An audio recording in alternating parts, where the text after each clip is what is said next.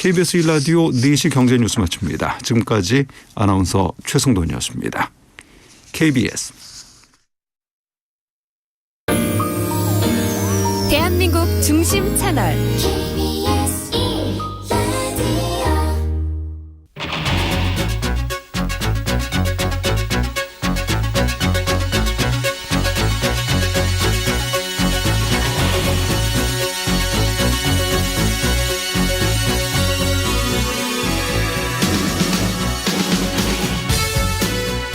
안녕하십니까. 성기영의 경제쇼 아나운서 성기영입니다. 반도체는 스마트폰부터 컴퓨터, 자동차, 가전제품, 첨단 무기에 이르기까지 다양한 제품에 사용되는 핵심 부품으로서 산업의 쌀이라고 불리죠.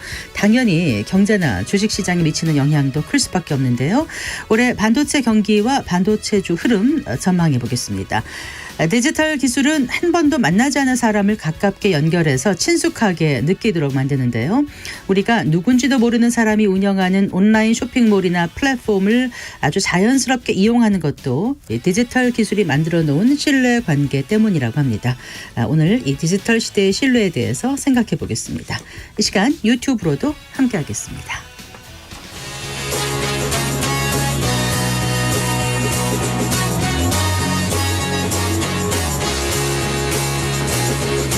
경제 시야를 넓혀드립니다.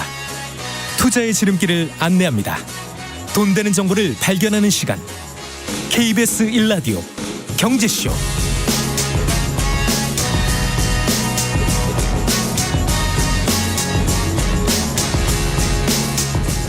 먼저 오늘의 주요 경제 뉴스부터 살펴보겠습니다. 경제 뉴스 브리핑 손석구 경제평론가와 함께합니다. 어서 나오십시오. 네, 안녕하십니까. 안녕하세요. 자, HMM의 매각이 무산됐다는 소식이 전해졌어요. 네, 협상 7주 만에 최종 결렬이 됐습니다.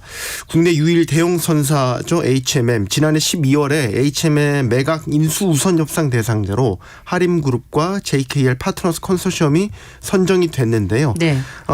본계약 체결을 위해서 협상을 진행했지만 끝내 결렬이 됐습니다. 이 HMM이 채권화 관리 체제로 전환된 게 2016년이니까요. 그 이후에 7년 만에 매각 작업에 착수를 한 거지만 이렇게 최종 무산되게 됐습니다. 네. 자, 그 협상이 결렬될 이유는요? 주식을 이제 매각하고 나서 경영 주도권을 누구한테 둘 것이냐 이걸 놓고 이견이 상당히 컸던 것으로 전해지고 있습니다. 이제 협상은 대주주 단인 산업은행, 해양진흥공사와 하림 측이 진행을 한 건데요. 인수협상 과정에서 이제 쟁점이 있었습니다. 하림 측이 요구했던 게 몇 가지가 있는데 네. 그 중에 하나가 이제 1조 6,800억 원 규모의 그 영구채에 대한 주식 전환을 좀 미뤄달라. 유예해달라는 건 하나 있었고요. 네. 주주간 계약의 유효기간을 좀 5년으로 제한을 해달라.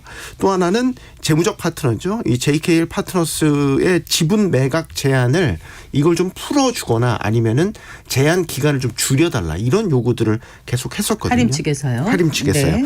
그런데 이제 결국 산업은행과 해진공 측에서 이를 받아들이지 않아서 협상 과정에서 하림 측이 이에 대해서는 거의 다 양보를 한 것으로 알려지고 있는데 막판 걸림돌이 하나 더 있었습니다. 실질적 경영권에 대한 문제였습니다. 즉 그 산은과 해진공이 지분을 하림 측에 매각을 한 뒤에도 일정 기간은 경영권에 관여를 하겠다 이런 요구를 한 것으로 알려졌고요. 네.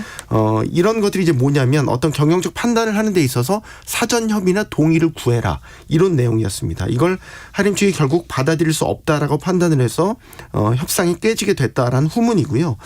이에 대해서 산인이나 해진공 입장에서는 이게 국가 기관 산업이고 국적 선사이기 때문에 최대한 보수적인 입장을 취할 수밖에 없었다 이런 설명을 내놓고 있습니다. 네. 자, 그럼 어떻게 다시 또 매각이 추진될까요? 단기간에는 어려울 것 같습니다. 예. 일단은 산은과 해진공이 보유한 이제 1조 6,800억 원어치의 영구채가 단계별로 이제 주식으로 전환되게 되는데요. 네. 이렇게 되면 주식 수가 더 늘어나게 되죠. 그렇죠. 그러면 인수를 해야 되는 기업 입장에서는 인수 대금이 더 커집니다. 네.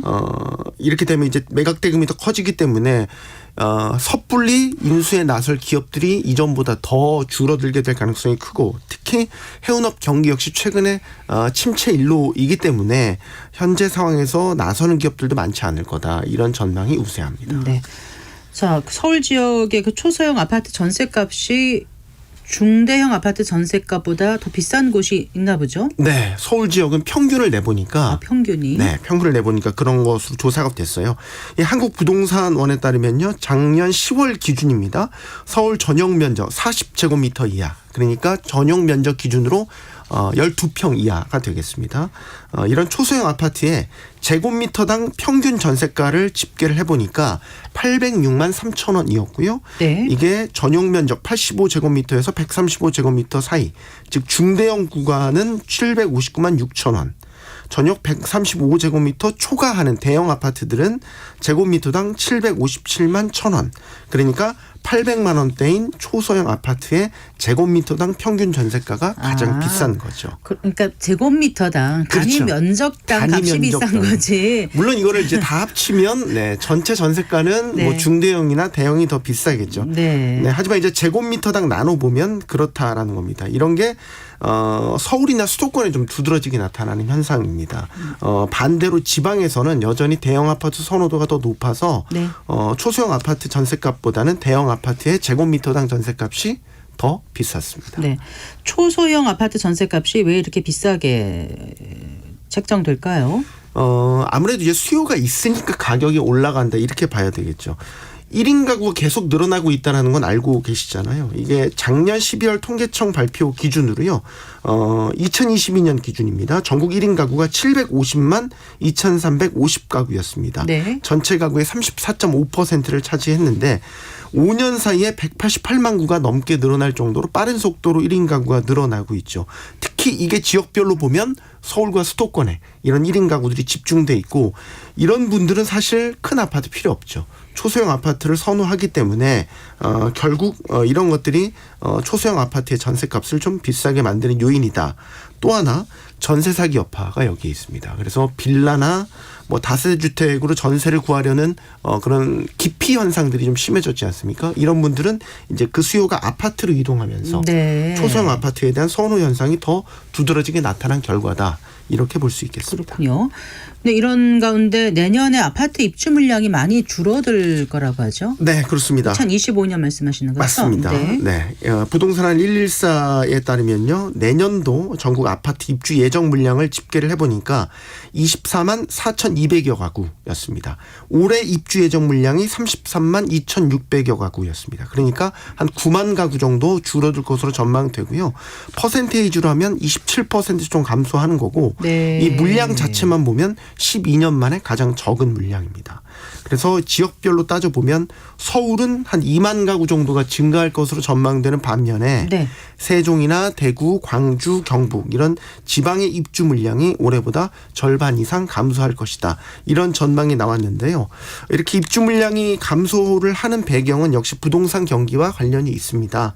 부동산 경기가 침체되다 보니까 건설사들이 뭐 자금 문제라든지 미분양 같은 것들을 우려하기 때문에 분양에 굉장히 소극적으로 나설 수밖에 없고, 결국 이런 입주 물량이 줄어드는 결과로 나타나게 되죠. 네.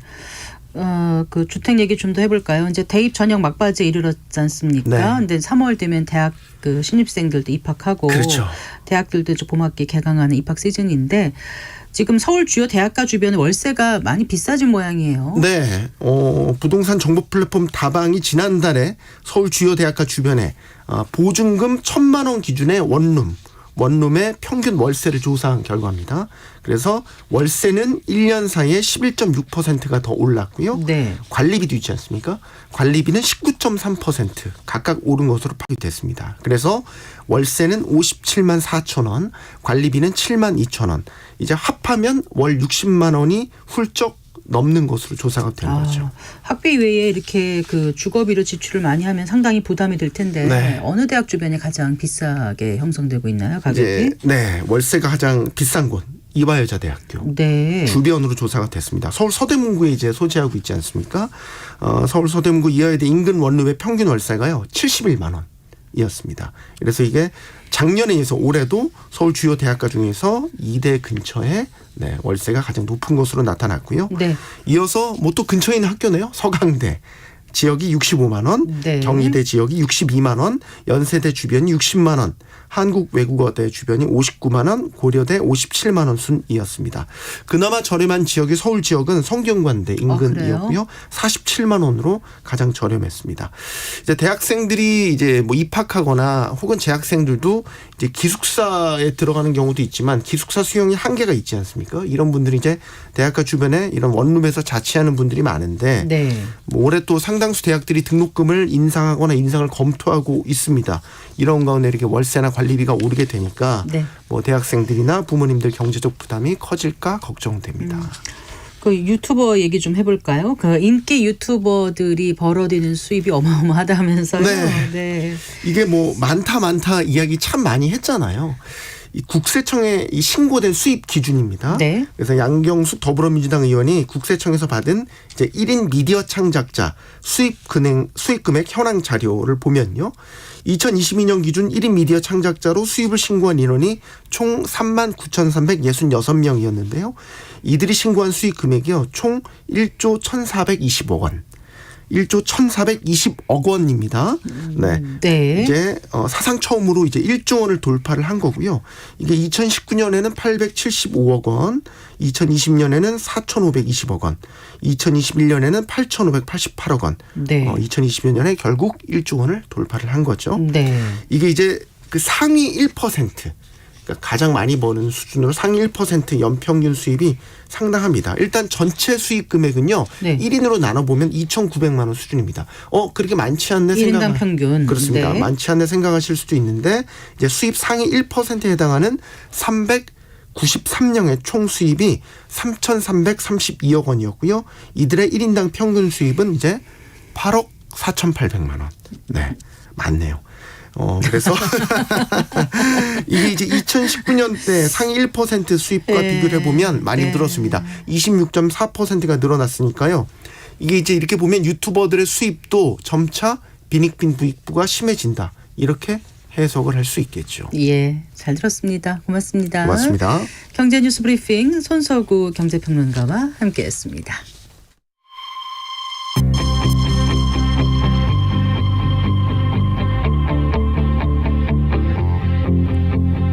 경제 전문가의 원포인트 레슨. 꼭 알아야 할 정보와 이슈를 알기 쉽게 풀어드립니다. 대한민국 경제 고수와 함께 투자의 맥을 짚는 KBS 1라디오 경제쇼. 진행의 성기영 아나운서입니다.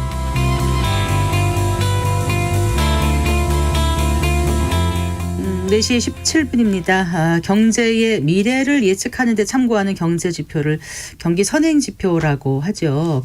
최근에 이 경기 선행 지표가 하락하면서 하반기에 반도체 업황이 둔화할 거라는 전망이 나왔습니다. 자, 경기 선행 지표와 반도체 산업은 어떤 관계가 있는지, 그리고 올해 반도체 산업은 어떻게 될지 관련 보고서를 쓰신 하이투자증권 송명섭 수석연구위원과 오늘 얘기 나눠보겠습니다. 어서 나오십시오. 네, 반갑습니다. 반갑습니다. 반도체 얘기 본격적으로 하기 전에 잠깐 최근에 주식시장 흐름을 잠깐 짚어봤으면 합니다. 그 밸류업 프로그램 나오면서 좀 증시가 들썩이고 있는 그런 모습이죠. 네, 최근에 이제 저PBR주 네. 위주로 이제 주가가 많이 오르고 있는 그런 상황인데요. 제가 뭐 이쪽으로 전문가 아닙니다만 저PBR주라고 그래서 이제 다 주가가 오르는 거는 맞는 방향은 아닌 것 같고요. 저PBR이라는 얘기는 주가를 네. 주당 순자산 가치라는 거로 나눴을 때 그 네. 배수가 낮다. 이제 그런 의미인데요. 네. 결국은 지금 현재 회사가 갖고 있는 가치 대비해서 주가가 낮다. 네. 그러니까 이제 주가가 오를만 하죠. 그러나 그럴 만한 이유가 또 있는 거예요. 그러니까 주당 순자산 가치가 의미하는 거는 이제 회사의 실적이거든요. 그러니까 앞으로 이 회사가 실적이 그닥 좋지 않을 것 같으면 그러면 이제 저PBR이 되는 거예요. 주가가 오르지 못하는 거죠. 네. 근데 그런 와중에도 앞으로 실적이 좋아질 만한 회사들은 또 있겠죠. 그리고 이 주당 순자산 가치가 또 올라가려고 그러면 실적도 좋아져야 되지만은 그 기업들이 배당을 많이 하면 됩니다. 그러니까 앞으로 실적이 좋아질 회사, 그다음에 네. 배당을 많이 하는 회사 네. 이제 그런 회사들 위주로 그 회사들이 이제 저PBR이면 그런 네. 회사들은 주가 상승이 네. 앞으로도 될 수 있을 것이다. 이제 그렇게 말씀드릴 수 있을 것 같아요. 네. 대표적인 저PBR 주는 어떤 게 있죠? 글쎄 제가 그쪽 저는 반도체 산업 담당자니까 네, 제가 네. 말씀드리기 좀 어렵지만 지금 자동차 주식이라든지 네, 은행주 은행주. 그런 것들이 지금 저PBR주죠. 네. 지금 이제 반도체 담당이라고 말씀하셨지 않습니까? 이제 최근에 그 보고서를 내셨더라고요. 월간 그 보고 반도체 2월 저점 매수 관점 권고라는 제목으로 이제 내셨어요. 근데 여기 내용을 기본적으로 이제 살펴보니까 하반기 반도체 업황이 둔화될 거고 그 이유는 이제 반도체 업황이라는 게 일부 경기 선행 지표와 연동되기 때문이다라고 보고서를 내신 것 같은데 맞죠? 네, 그렇습니다. 자, 일단 경기 선행 지표가 어떤 건지부터 좀 짚어볼까요? 말 그대로 이제 경기 앞으로 대략 한 6개월 정도 후에 네. 그 경기 즉 수요 네. 이런 것들이 어떻게 될 건지를 이제 미리 알려주는 그런 지표들이에요. 네. 그래서 전 세계 유동성 전년 동기 대비 증감률이라든지 많이 알려진 OECD 경기 선행지수, 네. 그다음에 네. 중국의 경기 선행지수 전년 동기 대비 증감률, 이런 경기 선행 지표들이 향후의 경기 수요 그리고 반도체 업황을 미리 알려주는 그런 역사적인 그런 관계가 있어요. 네. 그래서 가끔씩 보시면은 삼성전자 하이닉스가 실적이 되게 좋고 그다음에 반도체 가격도 막 오르는데 네. 주가가 오히려 빠질 때가 그런 때가 자주 있거든요. 자주 있어요? 예, 자주 있습니다. 네. 또 반대로 업황 굉장히 안 좋고 실적도 안 좋고 그런 상황에서 반도체 주가 갑자기 오르는 경우가 있어요. 네. 이제 이런 것들이 주가가 지금 현재 상황을 반영하는 것이 아니고 네. 미래의 그 경기 수요 반도체 업황을 반영하고 움직이기 때문에 그런 건데 네. 그거를 알려주는 것들이 경기 선행 지표예요. 네. 그러니까 앞으로 한 분기 후에 반도체 업체들 실적이 어떻게 될 것 같다 이제 그런 기준으로 투자를 하시면은 그러면 거꾸로 가는 경우가 생겨요. 그러니까 한 6개월 정도 내다보고 해야 된다는 최소한 말씀이세요? 6개월, 9개월 이후에 업황이나 경기나 수요 이런 것들을 알아야 그래야 반도체 주가를 맞출 수가 있는 거예요. 그런데 그런 것들을 경기 선행 지표들이 역사적으로 알려줘 왔다. 네. 이제 그런 얘기입니다. 그러니까 역사가 증명해 준다 이런 네, 말씀이시잖아요. 맞습니다. 네. 그럼 경기 선행 지표는 이제 6개월 후 어떨 것인가 이제 미리 보여주는 게 경기 선행 지표고 경기 동행 지수도 있지 않습니까? 네. 그거는 어떻게 나오죠? 경기 동행 지수는 말 그대로 현재 경기가 어떤지를 알려주는 거죠. 네. 예를 들어서 지금 반도체 회사들이 실적이 좋다든지 네. 또는 반도체 가격이 오르고 있다든지 네. 또는 지금 출하가 잘 되고 있다든지 이런 것들은 현재의 경기나 수요 업황을 얘기를 해주는 거죠. 다만 이런 것들은 이미 진작에 6개월 이전에 반도체 네. 주가가 그걸 반영을 이미 하고 있다. 그러니까 주가랑 경기 동행 지표랑은 관계가 없는 경우가 종종 생기는 경우. 그러니까 것이죠. 주가랑 경기 선행 지수랑 오히려 동행하네요. 네, 그렇습니다. 네. 그래요. 그러면 구체적으로 경기 선행 지표와 반도체 업황이 어떻게 연결되는지 조금 더 들여다볼까요? 아까 말씀하신 게 전년 동기 대비 글로벌 유동성 증감이라든가 OECD 경기 선행지수 이런 말씀 해주셨지 네네. 않습니까? 역사적으로 보면요, 전 세계 유동성 전년 동기 대비 증감률, 네. 그다음에 OECD 경기 선행지수, 네. 또 중국의 경기 선행지수 전년 동기 대비 증감률 네. 같은 경기 선행지표랑 메모리 반도체 시장 규모, 즉 업황, 수요로 네. 얘기할 수 있죠. 이거를 같이 이제 비교해서 그림을 그려보면 네, 네. 6개월 선행 관계가 아주 명확합니다. 그러니까 지금 현재 경기 선행 지표가 어떤 방향으로 움직이면 네. 6개월 정도 또는 9개월 정도 지나면 경기나 수요나 반도체 업황이 그 방향대로 그대로 간다는 얘기예요. 이거 언제부터 그렇게 이게 상관관계가 수십 입증이 된 년간의 거예요? 수십 관계입니다. 년간. 네. 그러면 어때요 지금은요? 그래서 경기 선행 지표들이 당장 어떻게 움직일지를 예측을 해야 주가를 맞출 수 있는 그렇죠. 건데 네. 지금 현재 경기 선행 지표들의 움직임을 보면 예를 들면은 글로벌 전 세계 유동성 전년 동기 대비 증감률 같은 경우는 이미 꺾였고요. 이미 하락이 시작했어요? 이미 하락을 시작을 했고요. 그다음에 중국의 경기 선행 지수 전년 동기 증감률도 이미 한 2달 정도 하락을 시작을 했고요. 그다음에 OECD 경기 선행 지수는 요번 1월 달까지는 올랐는데 네. 근데 OECD 경기 선행 지수의 전년 동기 대비 증감률. 네. 이 증감률이라는 게 그 지수 자체보다 조금씩 빠르거든요. 네. 근데 OECD 경기 선행 지수 전년 동기 대비 증감률도 1월 달에 꺾였습니다. 네. 이런 거를 보면 앞으로 한 6개월, 9개월 후에 반도체 업황이 좀 둔화될 거다. 이렇게 지금 판단이 되는 것이고 다만 이제 제가 원래 우려했던 것보다는 이러한 경기 선행 지표들이 절대값 자체가 제가 우려했던 것보다는 좋아요. 네. 그러니까 아주 큰 폭의 하락은 없을 것이다. 네. 예, 살짝 단기적으로 나빠질 것이고 그 얘기인즉슨 반도체 주가는 이런 경기 선행 지표랑 동행한다고 제가 말씀을 이제 드려왔는데 역사적으로 그림 그려보면 그렇게 나옵니다. 이 역시 반도체 주가도 당분간은 약간의 조정, 큰 폭의 하락은 아닐 것 같고요. 약간의 조정, 그 다음에 올랐다 내렸다 하는 횡보 구간을 몇 개월 거친 후에 그 다음에 올해 하반기 정도부터 반도체 주가는 다시 오르기 시작할 거다. 이제 저는 그렇게 판단하고 하반기면 있는 이제 거죠. 여름철 지나서요. 그 뭐 3분기가 될지 3분기 초반이 될지 중반이 될지는 좀 가봐야 할 것 같은데요. 네. 예, 이제 그 정도가 아닐까 저는 그렇게 생각을 합니다. 그 작년에 이제 작년 연말에 올해 이제 반도체 시장이 좋을 거다. 다들 한결같이 입을 모아서 얘기를 했고 올 초에도 다들 그렇게 얘기를 했거든요. 근데 지금 이제 들으시는 분들은 이게 뭐지? 이런 생각을 좀 하실 것 같아요. 근데 이제 이런 보고서를 반도체 전문으로 하시니까 매월 내시나요? 아니면 네, 매월 내고 매월 있습니다. 내세요? 네. 그럼 작년 12월, 뭐 작년 9월, 작년 분기별로 내실 때는 네. 그때 이제 6개월에서 9개월 선행하는 그 지표를 가지고 네. 전망을 하셨을 때 그 네. 전망은 다 맞았습니까? 어땠습니까? 궁금해요. 예를 들면은 네. 이제 21년 3월에 네. 그때 말씀드린 대로 21년이요? 21년 네. 3월 네. 그때 이제 반도체 업체들이 실적이 시장의 상치를 상회하고 반도체 가격이 계속 올랐는데 네. 주가 그때부터 빠졌거든요. 네, 그거는 21년 3월부터 전 세계 유동성 증감률 네. 하락하고 4월부터 OECD 경기 선행 지수가 하락하고 네. 그런 이유로 해서 이제 반도체 주가가 하락을 했거든요. 네. 그때는 다들 사실 왜 떨어진 줄 몰랐죠. 근데 저는 그때 업황 자체는 좋았고요. 그 업황은 당시. 그때 굉장히 좋았습니다. 네. 근데 이제 저는 그때는 이제 파셔야 된다고 말씀드렸었고요. 그리고 22년 10월부터 재작년 네.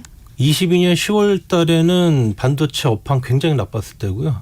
업체들 실적도 굉장히 안 좋았을 때였습니다. 지금 근데 업황이면 세계 반도체 시장 말씀하시는 거 우리나라 말씀하시는 뭐 거예요? 전반적으로 다 전반적으로, 그렇습니다. 네. 네. 메모리 반도체도 그렇고. 근데 그때부터 삼성전자 주가는 오르기 시작을 했거든요. 예. 네. 저는 그 이전부터 반도체 주식을 사실 때라고 말씀드렸어요. 자, 조금 더 짚어볼게요. 그러면 경기 선행 지표 가운데 아까 그 중국 경기 선행 지수 말씀하셨잖아요. 네네. 그게 어떻게 영향을 미치는 거예요? 중국 그러니까 경기 우리가 네. 우리나라 반도체 산업이 결국 그 중국 그 수요에 영향을 받기 때문일까요? 전 세계 그 IT 수요에서 가장 큰 비중을 차지하는 게 중국이고 중국이 전 세계에서 가장 큰 스마트폰 시장이고 네네. PC 시장이고 최근에는 이제 그 AI 쪽으로도 중국이 투자를 많이 해요. 네. 그래서 가장 큰 시장인데다가 지금은 이제 미국의 견제로 중국 시장에서 생산 기지들이 좀 빠져나갔지만 여전히 중국에서 IT 그 세트 생산을 굉장히 많이 한단 말입니다. 네네. 그러니까 우리나라 반도체 수출이 중국으로 엄청 가거든요.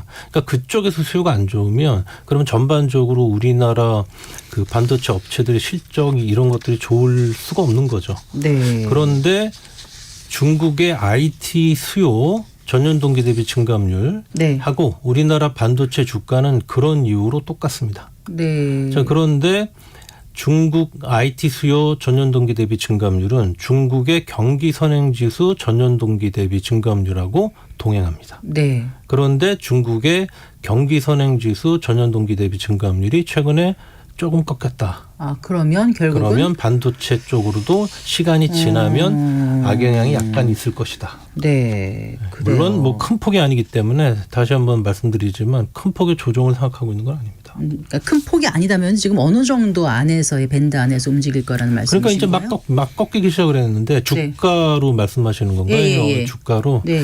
지금 삼성전자 하이닉스 주가가요. 전고점 대비해서 한 9% 빠졌다가 최근에 다시 올랐다 내렸다 하는 그런 과정이 있어요. 네. 그래서 저는 그거보다 조금 더 내릴 수도 있다고 생각하고요. 네. 그러면서 이제 바닥을 확인하면서 올랐다 내렸다 하는 그런 구간이 앞으로 몇 개월 정도 이어질 거다. 그렇게 생각을 하고 있는 거죠. 네. 그 경기 선행 지표 이제 방금 전에 말씀하신 그 반도체 수요와 당연히 관련이 있을 텐데, 근데 업황이라는 게 반도체 수요만이 아니라 또 공급 측면에서 영향도 받는 거 아니겠습니까? 그럼 공급량을 포함해서 다 어우러서 그 반도체 그 업황을 어떻게 전망하시는 거예요? 이제 공급 측면에서는 하나의 리스크가 있는데요. 그게 네. 뭐냐면 이제 감산 원복이에요. 감산 원복. 원복. 그러니까 네. 작년 22년부터 23년 2분기까지 네. 1분기까지 업황이 어마어마하게 안 좋았거든요. 네. 그러다 보니까 이제 반도체 회사들이 생산량을 줄였어요. 네. 감산을 했어요. 예. 그래서 이제 업황이 좋아지기 시작한 거거든요. 이제 고객 입장에서는 공급업자들이 감산한다 그러면 이제 겁이 나죠. 아무래도 가격이 오를 수도 있겠다. 이거 가격 살 때 빨리 사자. 네. 자, 이런 지금 그 상황이다 보니까 업황이 좋아졌어요. 그러나 실제 수요는 그렇게 좋아지지 않고 있습니다. 아직도. 네. 자, 이런 상황이다 보니까 지금 반도체 가격이 오르고 하니까 이제 반도체 회사들은 다시 감산을 원복시켜서 정상적인 생산 활동으로 이제 돌아가려고 하고 있습니다. 네. 그러면 이제 다시 생산량이 늘어날 거 아니에요? 네. 자, 그러다 보면 현재의 수요는 아직 그렇게 좋지 않기 때문에 네. 다시 생산량이 늘어나게 되면 그게 아무래도 업황에 조금 부정적 영향을 줄 수 있죠. 그러네요. 네. 수요는 많이 늘지 않는데 공급이 늘면 업황이 좋은 건 아니다. 그렇죠. 그런 거죠. 네. 혹시 미국이 금리를 이제 인하하게 되면 이거는 반도체 산업에 어떤 영향을 미칠까요? 그거는 시차를 두고 굉장히 좋은 영향을 주게 되어 있죠. 그래서 저는 올해 이제 하반기부터 주가가 오를 거라고 보는 이유가 네. 제가 말씀드렸지만 이제 주가는 업황을 선행한다고 말씀드렸잖아요. 네. 25년 업황을 굉장히 좋게 보기 때문이에요. 네. 자, 25년 업황은 왜 좋게 내년도. 보냐면 그렇죠. 네. 왜 내년 업황은 좋게 보냐면 올해도 반도체 회사들이 설비 투자는 별로 안 해요.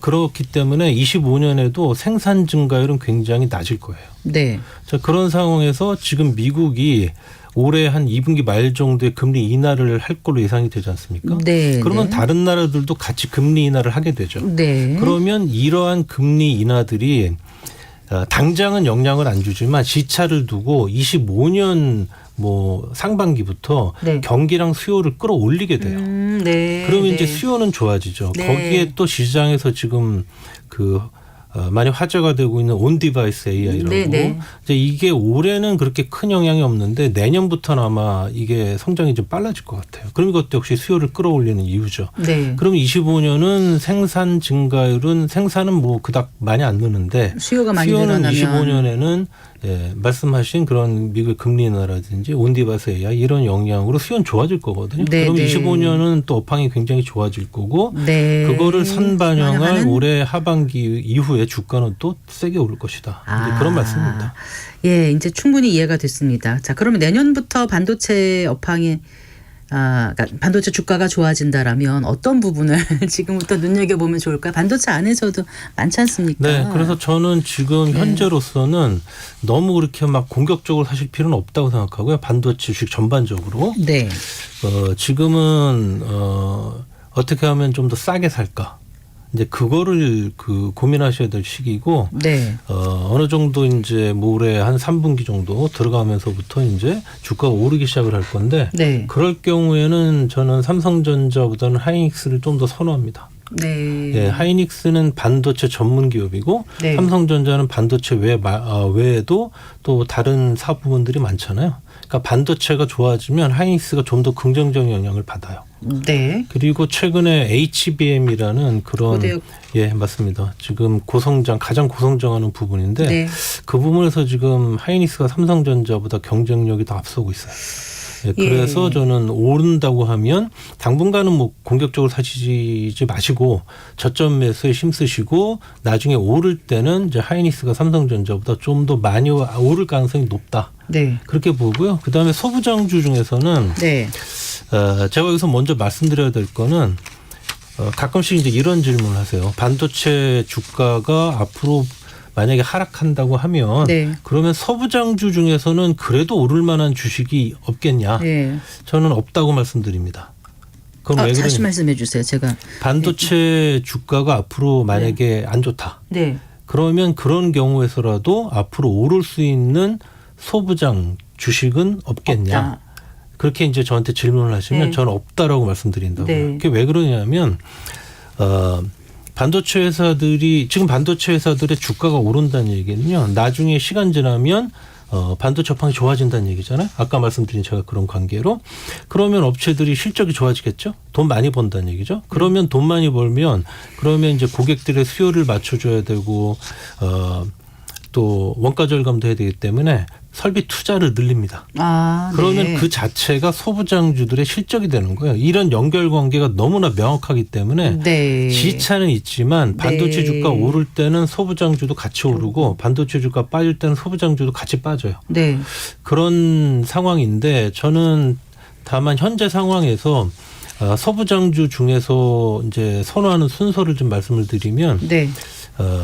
저는 소재주 네. 그 중에서도 일회성 부품주를 가장 선호하고요. 그런 게 어떤 거죠? 일회성 부품주. 예를 들면 반도체 그 생산할 때요. 네. 그러니까 뭐 그 일회성으로 들어가는 부품들이 있어요. 뭐 네. 식각 링이라든지 네. 뭐 그런 네. 것들이 있습니다. 그래서 그런 쪽들은 제가 가장 선호하는 이유는 뭐냐면 감산을 다시 돌리기 때문에 그래요. 네. 감산하면은 그런 일회성 부품은 사용량이 급격하게 또 그만큼 줄겠죠. 근데 네. 감산을 다시 돌리면 그만큼 다시 그대로 늘어나는 게 일회성 부품이에요. 네. 그래서 그쪽을 가장 선호하는 거고 네. 그다음이 이제 소재 중에서 케미칼. 네. 케미칼 같은 경우는 감산한다고 해서 감산하는 만큼 케미칼이 줄진 않아요. 그런데 네. 감산 원복한다고 또 그만큼 늘진 않죠. 네. 그렇다 하더라도 느는 게 확실하거든요. 그쪽은. 네. 그러니까 이제 그 다음에 케미칼 그리고 그 다음에 장비주 중에서는 D램 장비 쪽으로 비중이 높은 회사들은 좀 괜찮을 거다. 네. 왜냐하면 올해 설비 투자액이요. D램은 느는데 낸드는 줄어요. 네. 네. 그러니까 D램 장비 쪽으로 그 비중이 높은 회사는 그래도 이 회사들은 실적이 좋아질 가능성이 높다는 얘기가 되는데 네. 가장 선호하지 않는 게 이제 낸드 쪽으로 장비 비중이 높은 회사들은 올해도 설비 투자액이 작년에 비해서 또 줄기 때문에 네. 그쪽으로 비중 높은 회사들은 올해도 실적이 나빠질 가능성이 크죠. 그러니까 일단 소부장 업체들 중에선 일회성 부품주, 그다음에 케미컬 소재주, 네. D램 장비주 쪽으로 관심을 네. 순서대로 가져보는 게 좋겠다. 네, 그런 이런 말씀입니다. 말씀이시군요. 네, 알겠습니다. 삼성전자 갖고 계신 분들 많은데 어느 정도까지 목표 주가를 보고 들어가야 될지, 그리고 아까 싸게 사는 게 중요하다고 하시는데 그건 다 아는 얘기지만 언제 싸질지를 모르지 않습니까? 뭘 보면 될까요? 네. 말씀드린 게 이제 3분기 초중 정도 중순부터 이제 오를 거라 그럴 가능성이 높다라고 말씀을 제가 드렸던 얘기는 결국? 돌려 얘기하면 결국은 올해 한 중순 정도까지는 주가 크게 오를 가능성은 낮으니까 네. 그때까지 주가가 올랐다 내렸다 할 거예요. 네, 일정 네. 구간 내에서 그러면은 이제 그때까지 구간 내에서 이제 주가가 하락하는 국면마다 이제 매수를 하시면은 쌓아 놓으시면 나중에 이제 좋은 그런 그 투자가 되겠죠. 알겠습니다. 말씀 잘 들었습니다. 네, 고맙습니다. 고맙습니다. 네, 송명섭 하이투자증권 수석연구위원과 함께했습니다.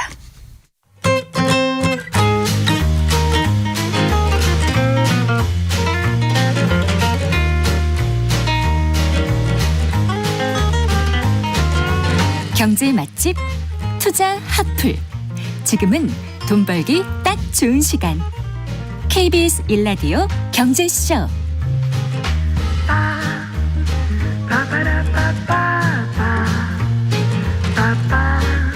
네 시 38분입니다.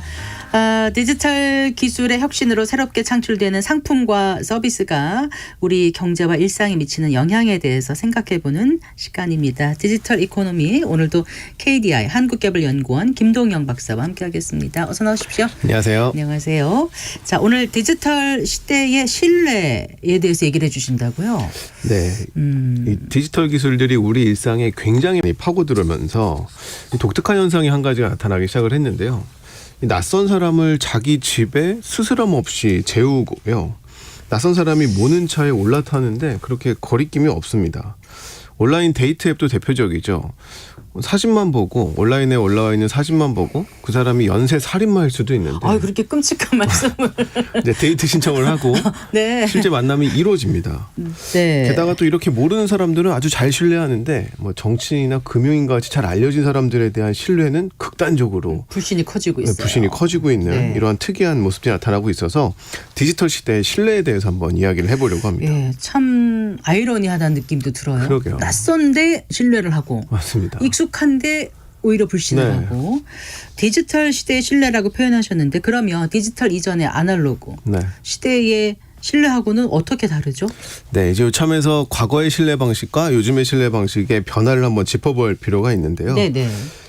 신뢰의 시각으로 인류의 역사를 이렇게 거슬러 보면 크게 세 가지로 구분할 수 있을 것 같습니다. 첫 번째는 지역적 신뢰입니다. 우리가 조그맣게 모여 살던 시대, 그러니까 소규모 농경사회, 마을 중심의 사회였을 때에는 이제 수백 년 동안 내려온 그 지역의 문화나 이 지식을 신뢰하면서 문제들을 해결해 왔던 거죠.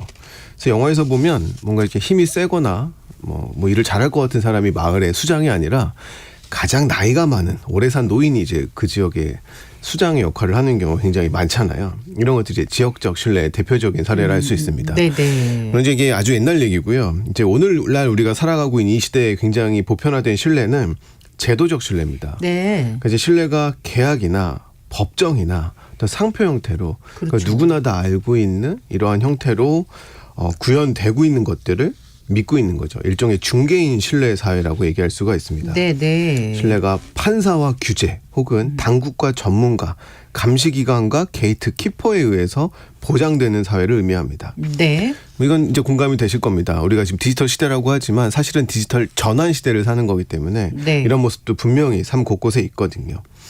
근데 이제 플랫폼 시대, 디지털 시대가 오면서 이제는 분산적 신뢰라고 할 수가 있습니다. 누구에 의해서 객관적으로 검증된 누구에 의해서 믿는 것이 아니라 네. 플랫폼에 의해서 혹은 디지털 기술에 의해서 서로가 서로를 믿는 방식으로 이런 신뢰들이 형성이 되어가고 있거든요. 네. 우리가 호텔을 고를 때도 사실 무궁화 개수를 보고 이제는 호텔을 예전에 고르지 그랬죠. 않잖아요. 5개다, 4개다. 그렇죠. 예전에는 저 호텔이 어떤 서비스인지를 알 수가 없기 때문에 네. 사전에 누군가가 정해준, 정부가 정해준 무궁화 개수를 보고 좋은 호텔이구나라고 했지만 이제는 모두 평판을 보고 고릅니다. 네. 우버도 승객이 기사가 승객을 평가하면서 그게 다음 손님이 우버를 이용할 때 또 근거가 되기도 하고요. 네. 그래서 참 디지털 신뢰는 이제 과거와 다르게 수평적이고 분산적인 형태를 띠고 있다라고 설명할 그러니까 뭐 수 이용 있습니다. 후기, 평점, 피드백 이런 거가 맞습니다. 결국은 분산적이라는 뜻이 그렇죠. 그런 거죠. 네. 맞습니다. 자, 그러면 구체적인 사례를 좀 더 들어서 얘기해 주세요. 분산적인 특징을 갖고 있다. 디지털 네. 시대의 신뢰가. 여러 가지로 표현을 할 수가 있는데요. 예. 아마도 이제 우리 생활 너무 깊숙이 들어와 있다 보니까 너무 당연시 여겨져서 그게 분산적 신뢰라고 생각을 못하는 부분도 있습니다. 쿠팡이나 아마존, 알리바바 같은 이런 전자상거래도 굉장히 대표적인 분산적 신뢰의 예입니다. 생각해보면 도대체 얼굴도 모르는 낯선 사람이 파는 물건을 얼굴도 모르는 낯선 소비자가 사간단 말이에요. 이런 것들이 이제 어떻게 일어나고 있는지 굉장히 궁금한데 네. 특히 중국이 되게 재밌습니다. 네. 중국이라고 하는 나라는 관계를 굉장히 중요하게 여기는 나라잖아요. 그래서 우리가 비즈니스를 하려면 관시부터 형성을 해야 된다. 그렇다고 얘기하잖아요. 네, 이런 거 없이는 도저히 할 수가 없다. 제가 진짜로 베이징의 중간촌에 갔더니 한국에서 비즈니스하는 많은 스타트업 대표들이 중국인 부인과 결혼을 하고 아니면 중국에서 석박사를 해야만 비즈니스를 할 수 있다라고 얘기를 해주더라고요. 관시가 그래야만 생기니까요. 네, 네. 그런데 알리바바라고 하는 전자상거래가 등장하면서 이렇게 관계를 중요시하는 나라에서 그 어떤 나라보다도 이 낯선 사람과의 물건 교환이 거래가 활발하게 일어납니다. 심지어 처음에 나왔을 때 중국의 인터넷 가입률은 거의 1%에 불과했고요. 너무 넓어서 배송할 수단도 마땅하지가 않았습니다. 땅이 넓으니까 그러네요. 네. 그럼에도 불구하고 이렇게 낯선 사람들이 온라인에서 거래를 할 수 있었던 이유는 예. 시스템에 대한 신뢰가 있었기 때문입니다. 네. 생각을 해보면 인터넷으로 물건을 구매할 때 양쪽이 모두 불안합니다. 공급자는 돈을 떼일까 봐 불안하고요. 수요자는 약속대로 물건을 보내지 않을까 봐 돈은 불안합니다. 냈는데 그렇죠. 그렇죠. 네. 그래서 알리바바의 창업자 마윈이 생각한 것이 예. 에스크로 서비스입니다. 아, 예치하는 거. 네, 돈을 거래하면 구매자가 잘 받았다라고 하기 전까지는 돈을 주지 않는 거죠. 네, 네. 이러한 기술을 통해서 자연스럽게 수요자와 공급자가 서로 신뢰할 수 있는 모르는 사람이지만 네, 네. 판을 만들어주다 보니까 이제는 낯선 사람과의 전자상 거래가 폭발적으로 성장하는 오늘날의 모습이 이제는 형성이 된 그 거죠. 에스크로 서비스가 이제 중국에서 알리페이인 거죠. 그렇죠. 네. 그래서 지금은 관시가 중요한 그 나라인 중국에서조차 이 알리페이로 결제하는 사람들이 무척 많다는 네. 그런 맞습니다. 얘기인데, 근데 그 전자상거래를 통하는 이제 그 물건은 그렇다고 치고. 직접 대면하는 거 있잖아요. 사실 그것도 다른 문제 좀 있지 않습니까? 아까 말씀하신 이제 데이트 앱을 했는데 네. 정말 생각지 않은 이상한 뭐 범죄자가 네. 나타날 수도 있고 그럴 우려가 있는데 어떻게 거기선 또 신뢰관계가 형성이 되는 건지. 네. 또 이 대면 서비스에서도 또 그들만의 방식으로 이런 신뢰들을 만들어 가는데요. 사실 결제만이 문제가 아닐 겁니다. 사람이 내가 타고 있는 차의 빈칸을 다른 사람에게 빌려주는 것들이 이제 뭐 승차 공유라든지 카풀이라는 서비스일 텐데 네. 역시나 그 사람이 어떤 사람인지 혹은 말이 너무 많은 사람인지 등등을 알지 못하는 상태에서 과격한 운전을 하는지 모르죠. 그렇죠. 네. 이런 리스크를 안고 이 서비스를 이용을 해야 되는데 실제로 사람들이 많이 신뢰를 하고 이용을 합니다. 그래서 이 블라블라카 사례를 한번 소개를 해보려고 합니다. 네네. 우리나라에 이제 우버가 없으니까 이 카풀이 허용되어 있는 비슷한 사례가 있어서 운전자는 차량의 빈자리를 판매하는데 연료비하고 통행료만 받을 수 있습니다. 네. 수익을 창출하면 반칙입니다. 네. 그러면 양쪽 모두에게 이득이 되는 서비스가 구현이 된 거죠. 그리고 플랫폼은 전체 여행 경비의 15%를 예약비로 받고요. 네. 근데 처음에는 역시나 잘 안 됐어요. 왜냐하면 서로가 믿을 수가 없기 때문에 잘 굴러가지가 않았습니다. 그래서 블라블라카는 B2B로 바꿨어요. 왜냐하면 그 회사 사람들은 서로 신뢰가 있으니까 네네. 여기에서 먼저 영업을 하면 잘 되겠구나라고 했는데 요구 조건이 너무 많은 거예요. 회사들은 항상 우리 뭐 해줘를 하니까 네. 그걸 다 했다가는 사업이 될 수가 없겠구나라고 생각하던 찰나에 특이한 패턴 하나를 발견합니다. 사람들이 예약을 했다가 꼭 1시간이나 2시간 전에 할머니가 아파요. 뭐 집에 애가 무슨 일이 있어요. 라고 하면서 취소하는 일이 자꾸 늘어나는 거예요. 네. 그래서 블라블라카는 아예 예약할 때 결제를 해버리는 방식으로 전환을 했습니다. 선결제 해버리게. 네. 그랬더니 이제는 내가 돈을 냈기 때문에 네. 자연스럽게 어떤 신뢰의 장벽을 저절로 뛰어넘어져 버리는 거죠. 그런데 만나봤더니 별 문제가 없었고 그런 경험들이 자꾸 쌓이다 보니까 네. 이 서비스에 대한 이러한 그 신뢰가 점점 두터워지는 거죠. 이 블라블라카가 프랑스인가요? 프랑스에서 네, 시작이 네. 됐고요. 지금 네. 전 유럽에 많이 확산이 되어 있는 상태입니다. 네. 그래서 이러한 것들을 신뢰 덤이 오르기라고 표현을 합니다. 그러니까 처음에는 서로를 믿을 수 없어서 그 다음 단계로 넘어갈 수가 없었는데 어떤 계기가 되면서 약한 신뢰가 한번 형성이 되기 시작을 하고 네. 신뢰의 선순환들이 이제 계속 쌓이면서 신뢰의 크기가 커지고 서비스가 완료되는 이러한 단계들을 신뢰 덤이 오르기라는 표현으로 설명하기도 어쨌든 합니다. 그 기술이 있어야 이게 가능했던 거잖아요. 그렇죠. 네. 저절로 되는 것들이 아니라 네. 이러한 기술이 심리적인 정서적 장벽을 극복하도록 만드는 또 거죠. 어떤 요인들이 그 심리적 정서적 장벽을 뛰어넘어서 익숙하지 않은 서비스를 신뢰하게끔 만드는 건가요? 저도 좀 궁금해서 좀 찾아봤습니다. 네네. 그래서 학자들은 이런 것들을 몇 가지 요인들로 구분을 하더라고요. 첫 번째는 이상하지만 친숙한 것 전략입니다. 그래서 우리가 캘리포니아 롤 전략이라고 하는데요. 네, 네. 가끔씩 이제 그 서양에서 친구들이 한국을 방문을 하면 이제 저도 짓궂은 장난을 좀 칩니다. 육회를 먹이거나 이제 생선회를 먹이는 거죠. 네. 그럼 이제 난리가 납니다. 그러다 먹고 나서도 난리가 나죠. 너무 맛있다고. 아, 그래요? 네. 근데 이제 그 친구가 먹었던 이유는 네. 그거를 자주 먹었다고 하는 저도 별탈 없이 잘 살아 있으니까 네.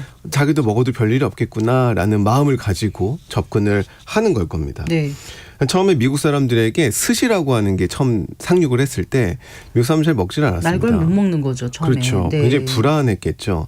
그래서 이제 그 일본의 한 요리사가 고안을 해본 방법인데 생선 살은 그대로 이용을 하는데요. 그건 낯선 거죠. 그런데 그 생선 살을 익숙한 무언가에 한번 넣어본 겁니다. 그게 이제 우리가 아는 캘리포니아 롤이죠. 거기에는 오이도 있고요. 아보카도도 있고요. 뭐 게살같이 그들이 익숙한 것에 같이 넣어본 겁니다. 아. 결과는 이제 엄청난 수요의 그러니까 폭발이었습니다. 이상하지만 친숙한다는 거는 친숙한 건 이제 추가로 넣은 거고 이상한 거는 그렇죠. 생선회였던 거죠. 그렇죠. 네. 그러니까 친숙한 것에 이상한 것을 결합을 하니까 어느 정도의 심리적 장벽이 낮아지기 시작을 하고 시도하는 케이스들이 생겨나기 시작을 하는 거죠. 예. 그래서 이 캘리포니아 롤은 미국인들이 일본 요리를 알기 시작하는 관문의 역할로 알려져 있습니다. 네네. 지금은 이제 스시를 굉장히 좋아하는 사람들 중에 하나가 또 미국 사람들이죠. 네.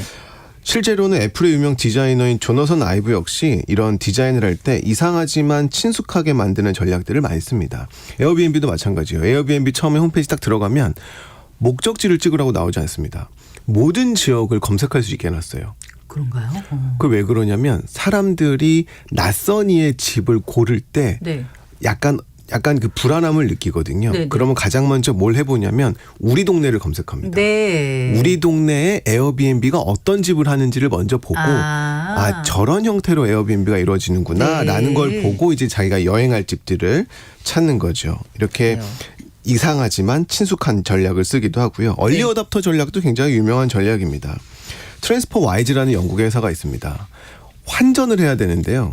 이제 영국의 파운드화를 스웨덴의 크로네로 바꾼다고 생각을 해볼게요. 네. 그럼 영국의 파운드화를 스웨덴에 있는 계좌로 보내고 그럼 받은 사람은 환율과 수수료를 고려를 해가지고 나머지 돈을 이제 스웨덴 돈으로 보내주겠죠. 그만큼 비용이 발생을 하는 건데 트랜스퍼 와이즈를 고민한 사람들이 이런 생각을 해본 거예요. 굳이 왜 저기다 보내서 환전을 하지? 우리나라에 있는 돈을 서로 바꾸면 되는데 영국 내에 있는 파운드하고 네네. 영국 내에 있는 스웨덴 돈을 바꾸면 네. 수수료나 환율에 문제 없이 환전이 가능할 텐데라는 네. 생각을 한 겁니다.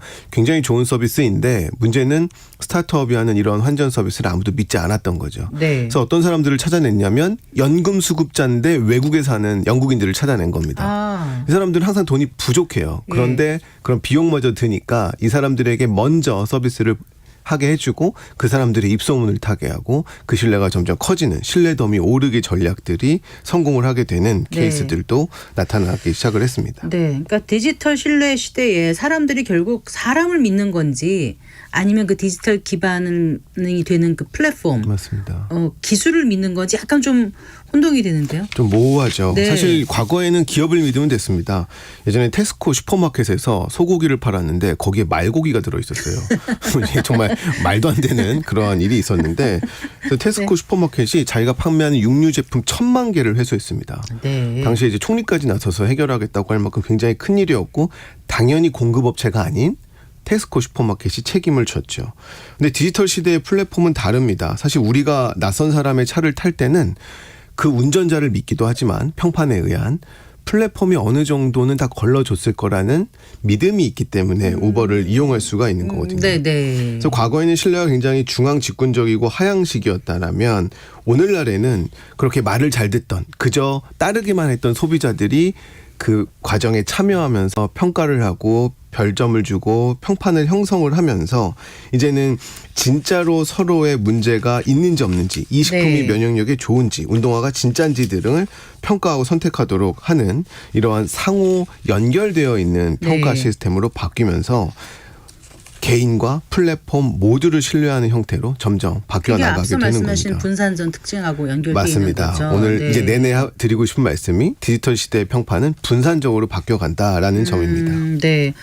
그러니까 디지털 시대에 사람을 믿든 뭐 플랫폼을 믿든 어쨌든 이제 이런 신뢰 과정에 있어서 좀 주의해야 될 점은 분명히 있어 보이거든요. 맞습니다. 사실 신뢰라고 하는 건 자칫 잘못하면 맹목적인 방향으로 흐를 수도 있거든요. 우리가 오늘날 유튜브라고 하는 공간을 살펴보면 누군가가 볼 때는 굉장히 편향되고 극단적인 이야기인데 또 그거를 따르는 많은 사람들이 있단 말이에요. 그렇죠. 그걸 신뢰하는. 네. 그래서 우리에게 중요한 건 신뢰와 신뢰성을 구분하는 겁니다. 그러니까 신뢰는 하나의 그 가치고 방향인데 그럼 어떤 것들이 실제로 믿을 만한가에 대한 명확한 기준들이 몇 가지가 있어야 되는데요. 어떤가요? 그 중에 하나는 능력입니다. 네, 네. 제가 여기서 디지털 경제 이야기를 한다면 네. 어느 정도 믿을만 할 겁니다. 그런데 제가 화물차 운전을 하겠다고 하면 화물차 그렇죠. 운전해 봤어? 이렇게 되는 거죠. 그렇게 믿지 않을 겁니다. 네, 그리고 평판도 굉장히 중요하고요. 네. 그 평판에 따라서 그 사람의 행동이 결정이 되기 때문에 그리고 정직해야 됩니다. 네. 예를 들어서 애를 좋아하지 않는데 애를 좋아하는 척하는 사람에게 네. 우리가 베이비시터 역할을 맡길 수는 없는 거죠. 그래서 그렇죠. 능력과 평판과 정직이라는 요소를 바탕으로 우리가 네. 신뢰성을 검토하고 믿는 것들이 디지털 시대에는 점점 더 중요해집니다. 네, 이제 우리가 인공지능 시대에 살게 됐는데요. 신뢰 정말 중요하죠. 그럼요. 이제는 기계에 대한 신뢰도 바뀝니다. 왜냐하면 예전에는 기계에게 기대하는 게 딱 정해져 있었거든요. 기계는 딱 시키는 것만 잘하면 됐습니다. 그런데 이제는 기계가 우리한테 뭘 하라고 결정까지 해주고 네. 예측도 해줍니다. 그렇기 때문에 이제는 이 기계의 의도를 신뢰를 어떻게 할 것인가에 대한 논의가 필요합니다. 네. 그래서 뭐 AI 윤리라든가 AI 규칙 이런 것들이 조금씩 수면 위로 나타나고 있는데 이런 것들이 우리가 다 이 세상을 우리 구성하고 있는 이러한 기술의 세상을 어떻게 믿으면서 갈 것인가에 대한 논의 중에 하나라고 판단하는 것들이 네. 굉장히 중요한 시대가 되고 있습니다. 그러니까 인공지능 설계 자체를 우리 인간을 위해서 이로운 방향으로 처음부터 설계해야 될 것 같아요. 맞습니다. 네, 예, 잘 들었습니다. 고맙습니다. 김동영 KDI 한국개발연구원 박사와 얘기 나눠봤습니다. 네, 마칠 시간이네요. 성기영의 경제쇼 오늘 순서 여기까지입니다. 저는 아나운서 성기영이었습니다. 고맙습니다.